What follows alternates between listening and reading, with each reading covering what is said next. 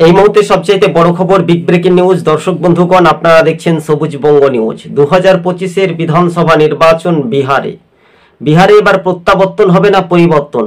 আজকে রবিবার, ছুটির দিনেই কিন্তু আপনাদের সঙ্গে আমরা প্রতিবেদনটি প্রতিনিয়ত তুলে ধরেছি এবং কার্যত শাসক দল এবং বিরোধী রাজনৈতিক দল কে কত আসনে জিততে পারে। কিন্তু খুবই সংক্ষেপে, একদিকে বিজেপি বিজেপি জোট প্রচারে নেমেছে, অন্যদিকে কংগ্রেস জোট তারা নির্বাচনীয় প্রচারে একটা ধামাকা অফার বলা যেতে পারে। কিন্তু আজকে যে গুরুত্বপূর্ণ বিষয় নিয়ে আপনাদের সঙ্গে সবুজবঙ্গ নিউজ প্রতিবেদনটি আমরা সম্ভাব্যত আজকে জনমত সমীক্ষা তুলে ধরছি, খুবই ভালো করে মনোযোগ দিয়ে শুনে রাখবেন।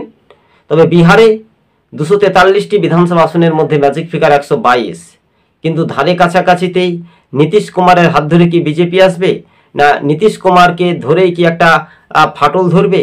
কিন্তু এবার বিজেপি ক্ষমতায় আসার চান্স কতটুকু, বা কংগ্রেস জোট কি আসবে, এটাই বলছে একটা বাস্তবে রাজনৈতিক মহল। তবে এবার কিন্তু তীরশঙ্কু হতে পারে, কেউ সরকার গঠন করতেও পারে, আবার নাও পারে।